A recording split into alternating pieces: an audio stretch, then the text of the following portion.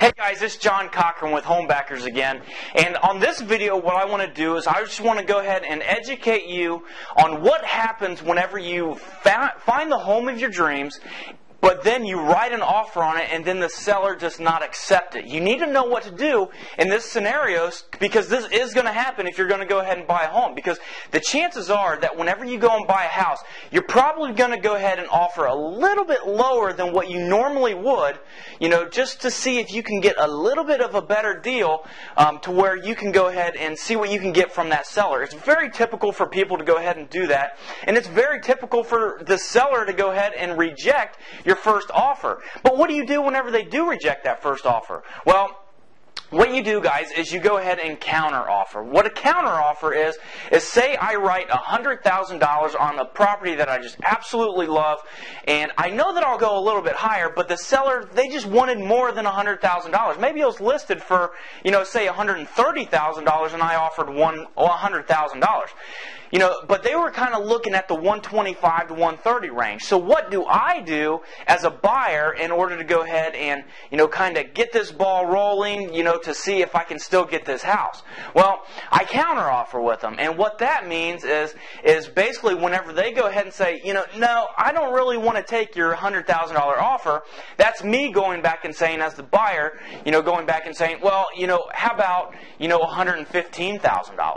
That's exactly what a counter offer is. So as soon as they go ahead and reject your offer or say, no, I won't take that, that's when you go ahead and counter, and then all the rules change, and basically what you do is you just go up on price, or you can change that contract in any different way. And whenever they reject your contract, guys, your guys' contract is completely null and void. So maybe they weren't, you really want to stay where you want to on the price, but maybe you just want to change some of the terms. So maybe you don't want the seller to pay for any of your closing costs or anything like that. So everything is negotiable whenever you go ahead and buy a house. But that's exactly what you do whenever, a seller goes ahead and turns you down, and you want them to turn you down. You really honestly do. The reason you want them to turn you down is because if you write an offer on a home and they just instantly accept it, typically that's going to go ahead and normally mean that you could have got that a little bit cheaper. Because typically I like for sellers to go ahead and tell me no before they tell me yes.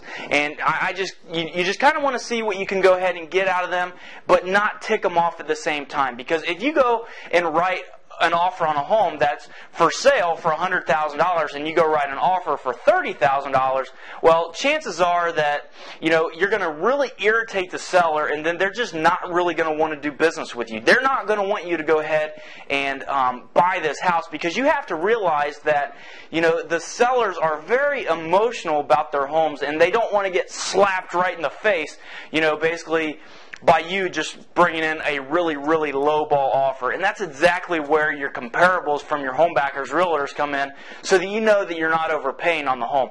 But that's exactly what you do. You go through and you counter-offer with them, and then as soon as they tell you no, now let's go ahead and either up the price, or let's go ahead and change some terms in the contract, and then go back to them and see what they say then. Are they going to go ahead and say, no or again, or are they going to go ahead and counter with you, or say, I'm not going to go ahead and sell for $130, but I'll give it to you for $120. So it's just going to be a bunch of counter offering, with you guys going back and forth to see if you guys can come to terms on an actual home, and make a deal come together. So that's exactly what you do whenever they say no.